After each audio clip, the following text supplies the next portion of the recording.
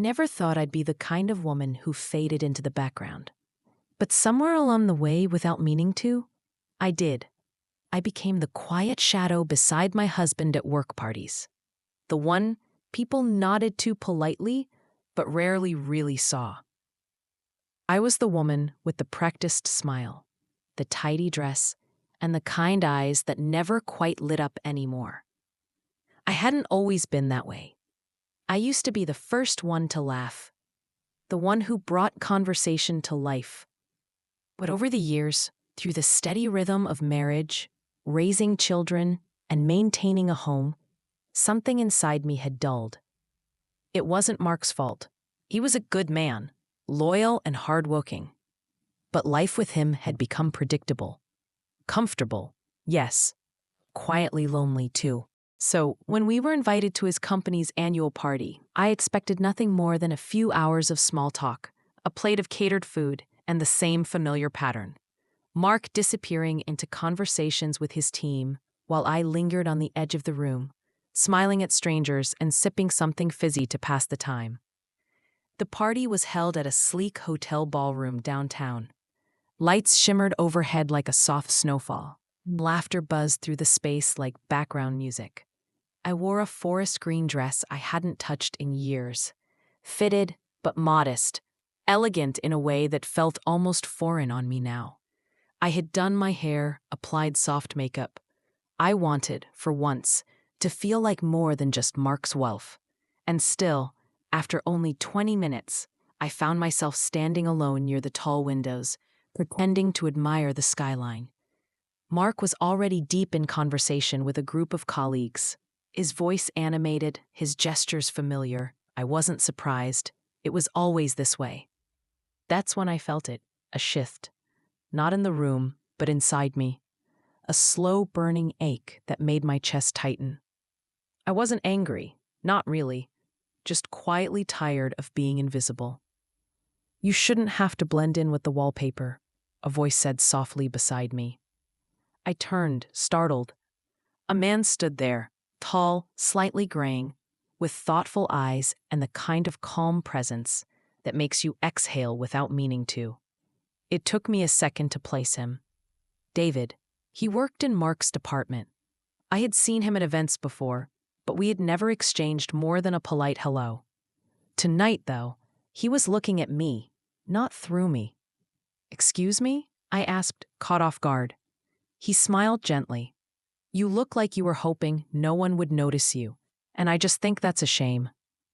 I opened my mouth to respond, but couldn't quite find the words. There was no flirtation in his tone, just sincerity, and something about it disarmed me. We stood in silence for a moment. Then he added, "Would you like to step outside for some air? It's a bit loud in here." I hesitated. 1,000 things rushed through my mind. Appearances, propriety, what Mark would think. But then I thought about how long it had been since someone had truly seen me. I nodded. Outside, the night air was cool and soft. The city hummed below us. We leaned against the balcony railing in silence at first. "I hope I didn't make you uncomfortable," David said after a while. Well, you looked like you needed a breather." "I did," I admitted. My voice sounded different to my own ears, more real somehow. We talked lightly at first, about the city, the view, the way time seems to speed up as you get older. But then the conversation deepened. He asked about me, not about Mark or my kids or my husband's work. Me. And I realized, slowly, painfully, that I didn't have many answers. Who was I now, outside of what I did for others? That night, on a quiet balcony above a glittering city, I began to wonder if the woman I once was, the vibrant, curious, alive version, was still in there somewhere, waiting to be remembered. And David, gentle, observant David, had unknowingly knocked on a door I hadn't opened in years. The days after the party moved along with the same quiet rhythm as always. Grocery trips, folded laundry, dinners with Mark, evenings spent in front of the television. But something inside me had shifted, subtly but unmistakably. I kept thinking about that balcony, the stillness of the night, the hush of the wind, and the sound of David's voice asking about me. Not what I did or who I belonged to, but who I was. It had been so long since someone asked me that without expecting me to wrap my answer around someone else. I found myself wondering what David saw in me that night. Had I seemed lost, lonely, or simply human? I wasn't sure. All I knew was that when he looked at me, it felt like I mattered again. Mark, for his part, didn't ask about the party afterward. He rarely did. I think he assumed I had a pleasant enough time as always. He didn't notice that I had lingered outside longer than usual, or that my smile was softer, more thoughtful when we got home. He didn't notice much lately. A few days later, I was sitting on the bench in our small backyard garden, pruning the overgrown basil I hadn't used in weeks, when my phone buzzed. It was an unfamiliar number. Curious, I answered. "Hi, Martha. It's David." Just hearing his voice again made my chest tighten. Not with nerves, but with something lighter. Something like curiosity. "I hope it's not strange that I got your number from Mark's contact list," he continued. There's a cafe near the park. They make a really good elderflower tea. I thought maybe you'd join me.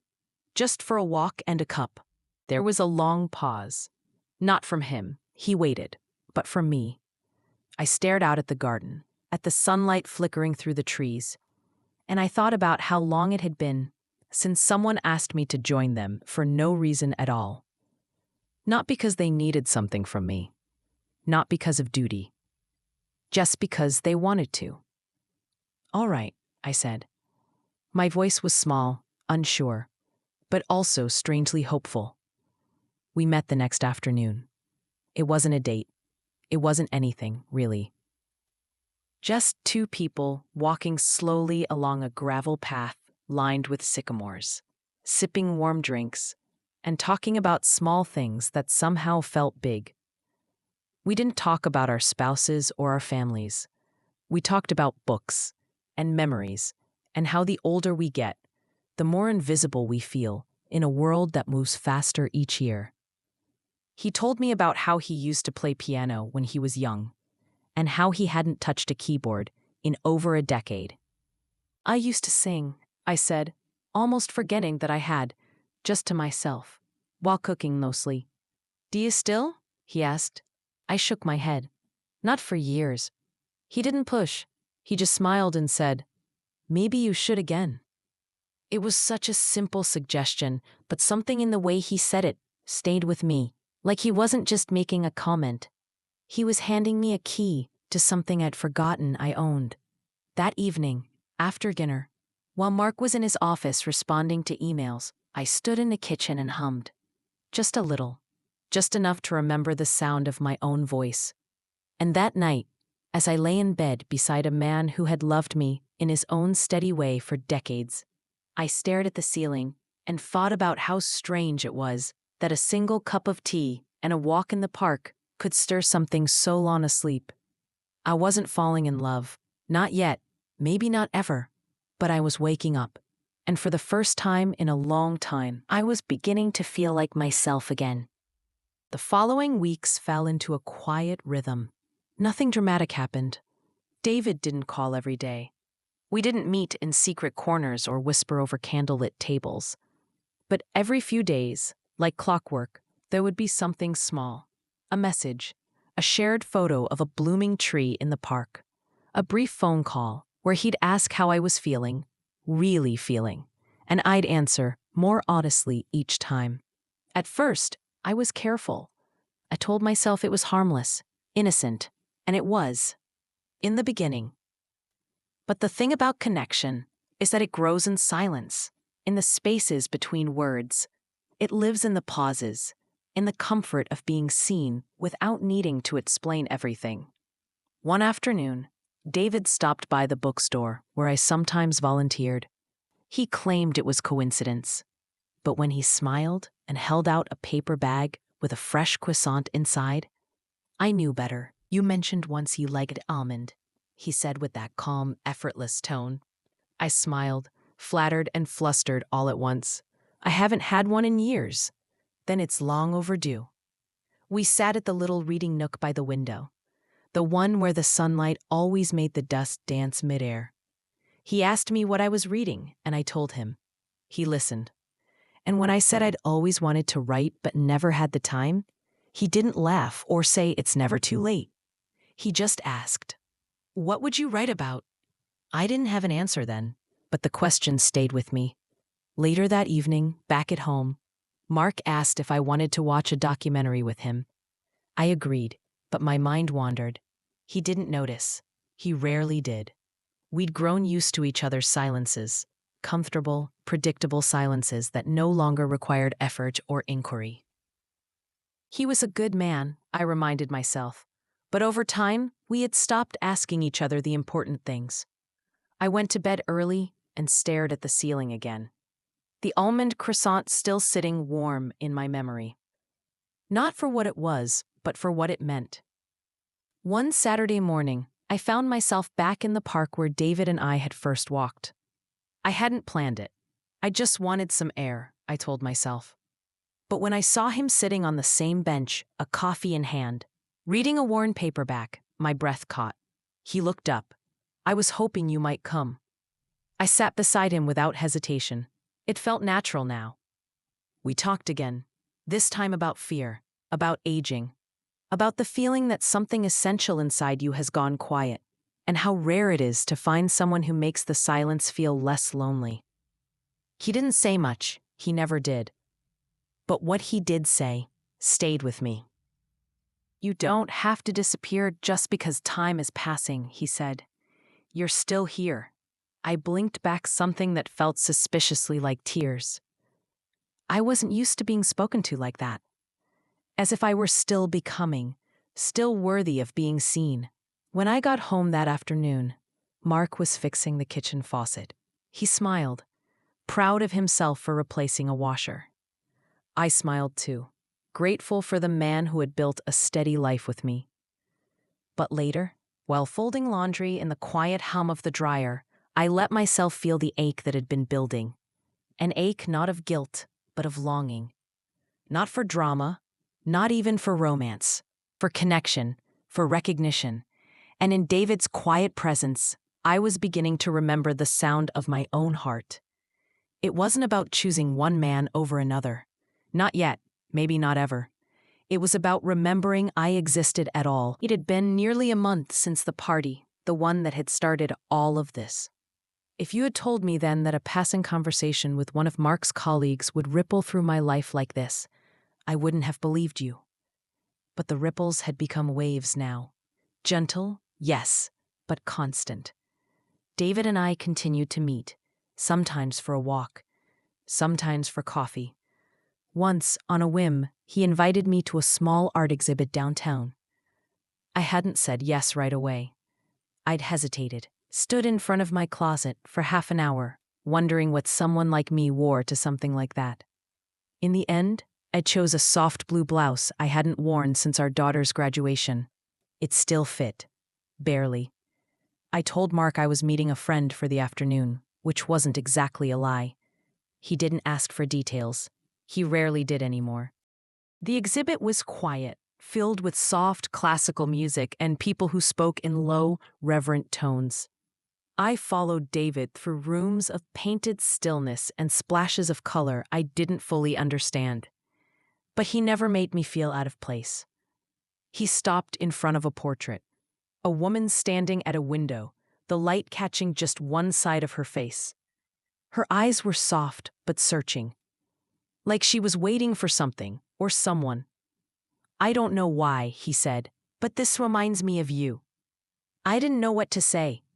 It wasn't the kind of compliment I was used to. Later, he walked me to my car, and for a long moment, we didn't say anything. The air between us wasn't heavy, but it was full of questions, of possibility, of restraint. "Thank you," I said finally. "For what?" "For remembering that I'm more than just someone's wife." That night, I stood in front of the bathroom mirror, wiping off my makeup slowly. I looked at my reflection, not critically for once, but with curiosity. There were new lines I hadn't noticed before, a softness around the jaw, a tiredness beneath the eyes. But there was something else too, something awake. I reached for my old lipstick, the one I used to wear when I sang in the car, with the windows down. I hadn't touched it in years. The color still suited me. I stepped into the bedroom.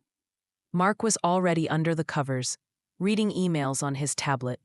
He looked up briefly, then returned to the screen. "Everything okay?" he asked.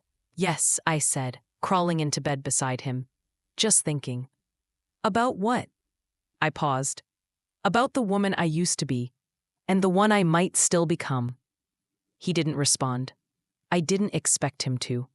The next day, I pulled out an old box from the attic. One filled with sheet music, notebooks, photographs, and cassette tapes. Remnants of a girl who used to dream loudly. I spread them out on the living room floor and sat there for hours, surrounded by pieces of my younger self. And I didn't cry. I didn't mourn her. I just greeted her. David didn't need to know. This wasn't about him. It was about me. But when he texted that evening, just a simple, "Hope today brought you something good," I smiled. Because it had. I was starting to bring something good back to myself. There's a kind of silence that doesn't feel empty. It's full of meaning, of presence. That was the kind of silence I had begun to share with David. We didn't need constant conversation. Sometimes, just sitting beside him in the park while we watched the clouds shift overhead was enough. There was no pressure to perform, no need to fill the air. He wasn't waiting for me to entertain him or explain myself. He simply existed beside me, calm, grounded, and quietly attentive. It was unlike anything I felt in years. One afternoon, after a long walk, we found a bench near the pond. The water rippled gently in the breeze, ducks gliding effortlessly across the surface. Children's laughter drifted from the playground nearby. Life was happening around us, but for a while, I felt completely still. "I envy them sometimes," I said, nodding toward the children. "Why?" he asked.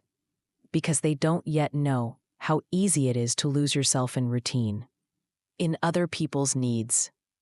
They just live." David nodded, but didn't offer platitudes.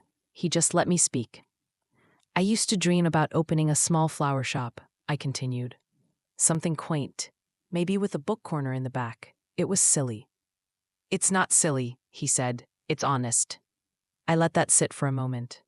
At home, things remained unchanged on the surface. Mark was kind but distracted. He asked about dinner, the bills, if I had picked up his dry cleaning, but never how I felt, never if I was happy. I didn't resent him. We had built a life together, after all. We had loved each other. We still did in a quiet, habitual way.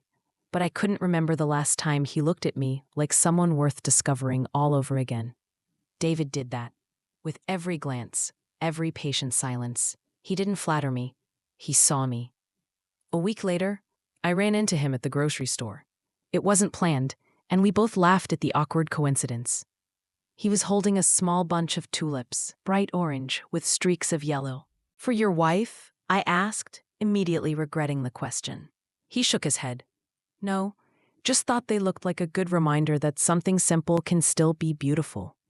Then, after a moment, he added, "Would you like them?" I hesitated. "You don't have to." "I know." He held them out to me. No expectation, no hidden message, just kindness. I took them. That evening, I placed the tulips in a simple glass vase on the kitchen table. Mark barely noticed them, but I did.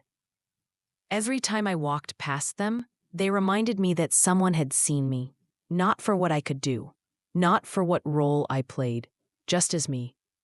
That night, I found my old journal and opened it for the first time in years. The pages smelled faintly of dust and forgotten thoughts. I wrote, not about David, not about Mark, about myself. I wrote about the shop I used to dream of, the books I loved, the scent of summer rain, and the way my hands felt when I touched soil. I wrote without stopping, without censoring. I filled 5 pages before I even realized the time. And when I finally closed the cover and turned off the light, I didn't feel guilty. I felt alive. The tulips lasted nearly a week. Each day they opened a little more, leaning into the sunlight streaming through the kitchen window. I found myself watching them often, as if they were trying to remind me of something I'd forgotten. Something simple, quiet, and real. One afternoon, while Mark was away on a weekend work retreat, I cleaned out the hallway closet. It wasn't an act of rebellion or escape. It was something I'd been meaning to do for months. Still, there was something cathartic about it. Dusty shoeboxes, faded scarves, stacks of letters I had written and never sent. At the bottom of the closet, I found a small photo album. Not of vacations or birthdays, but of ordinary days. Me in the garden, flour dusted in the kitchen, reading on the porch swing. Mark had taken most of them in our early years. I had forgotten how often he used to notice me. I sat there on the floor for a long time. Later that evening, David sent a short message. "You crossed my mind today. Just wanted you to know." I stared at the screen for a while, unsure of what to say. Part of me wanted to write something back. Another part knew I didn't need to. I felt what he meant, and that was enough. The next day, I walked to the park alone. The bench where we always sat was empty, so I took my usual seat, watching the water move. I thought about how much had changed, not on the outside, but within me. I wasn't searching for a new life. I wasn't even looking for a new love. I had simply been reminded that I was still here, that I was more than a wife, a mother, a neighbor, or a hostess of quiet dinners. I was a woman who once had dreams, laughter, and a voice she hadn't used in years. And slowly, I was reclaiming her. When I returned home, I found Mark in the kitchen, pouring himself a drink.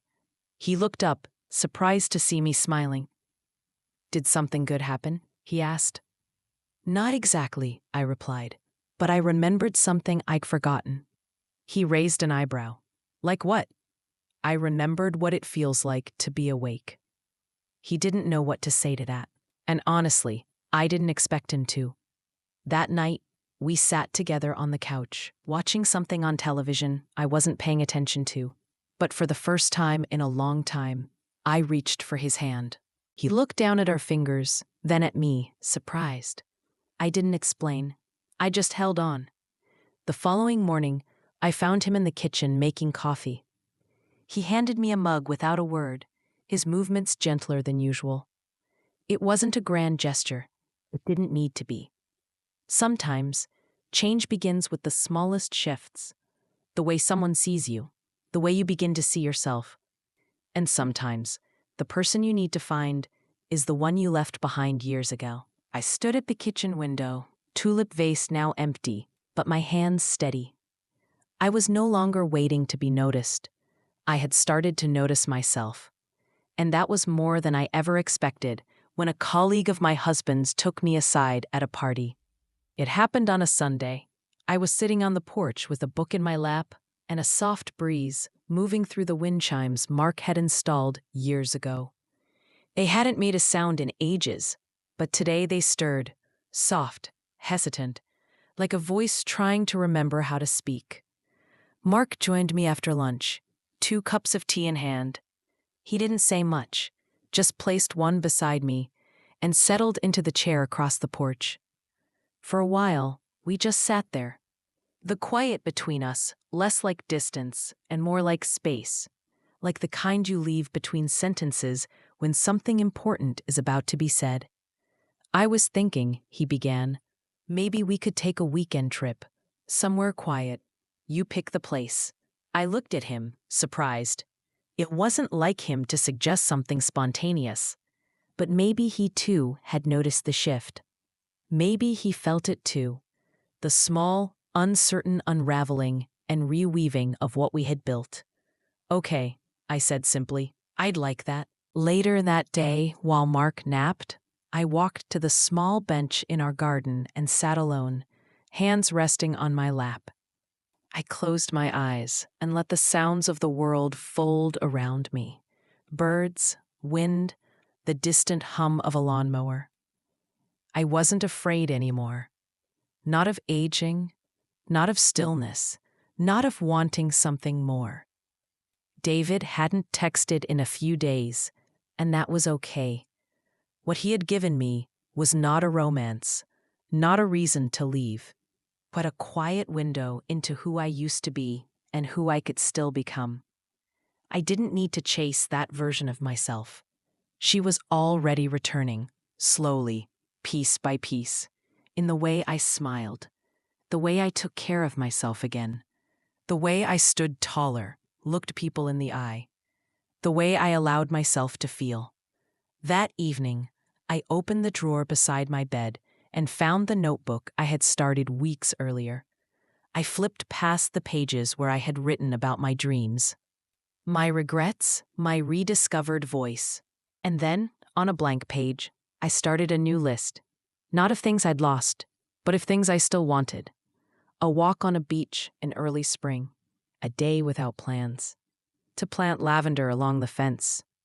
To sing just once when no one was listening. To write something, anything, that felt like me. To be held, not because I was needed, but because I was wanted. The list grew slowly, line by line, and as I wrote, I felt no shame, no guilt, only hope. This wasn't the end of anything. This was the beginning I didn't expect. And maybe, just maybe, it was exactly the one I needed. If you enjoyed this story, please like this video, subscribe to the channel, and click on the bell, and share your impressions of listening to this story in the comments. Thank you for watching.